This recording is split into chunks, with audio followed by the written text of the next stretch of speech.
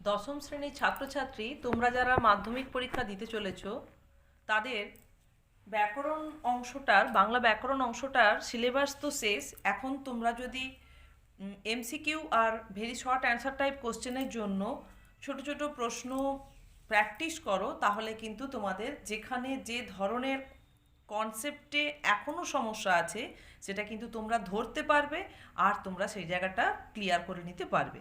দেখো, আজকে বেশ কিছু আবার ছোট প্রশ্ন আলোচনা করছি।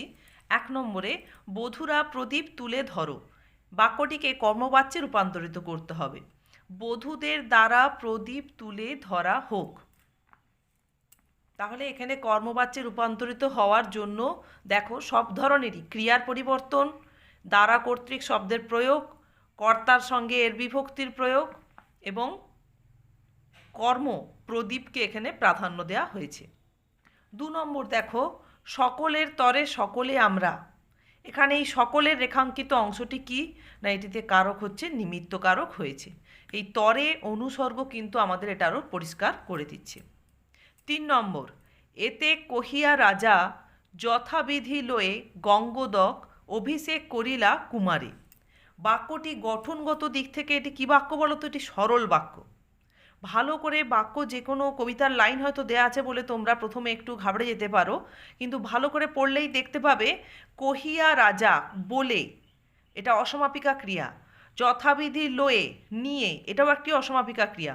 সমাপিকা ক্রিয়া কোনটা না, করিলা কুমারে, অভিষেক করিলা মানে অভিষেক করলেন, সমাপিকা ক্রিয়া হচ্ছে করলেন। তাহলে এখানে দুটো অসমাপিকা ক্রিয়া রয়েছে, একটি সমাপিকা ক্রিয়া, এটি হচ্ছে একটি সরল বাক্য। এরপরে 4-এর দাগে দেখো, অনুসর্গ ও বিভক্তির মধ্যে একটি পার্থক্য। তা অনুসর্গ অর্থপূর্ণ বর্ণসমষ্টি যা বাক্যে স্বাধীনভাবে ব্যবহৃত হয়, কিন্তু বিভক্তি হলো বর্ণ বা বর্ণসমষ্টি যা বাক্যে অন্য পদের সঙ্গে, পদের থেকে বলা চলে অন্য শব্দের সঙ্গে যুক্ত হয়ে বসে এবং তাকে পদে পরিণত করে। 5-এর দাগে দেখো, আবাল বৃদ্ধ বনিতা, এর ব্যাস বাক্য সহ সমাস নির্ণয় করতে হবে। এর ব্যাস বাক্য কি না, বাল বৃদ্ধ ও বনিতা সকলে, এটি হচ্ছে অব্যয়ীভাব সমাসের একটি দৃষ্টান্ত।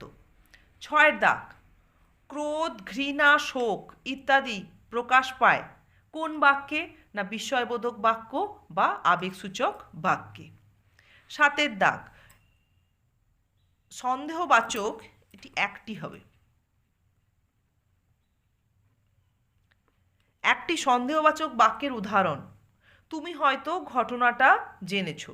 সাধারণত হয়তো দিয়েই কিন্তু এখানে মানে একটা সন্দেহ নিশ্চয়তা এখানে প্রকাশ পায় না এই বাক্যের মধ্যে, হয়তো শব্দটা দিয়েই কিন্তু সেই সন্দেহটা প্রকাশ করা হয়।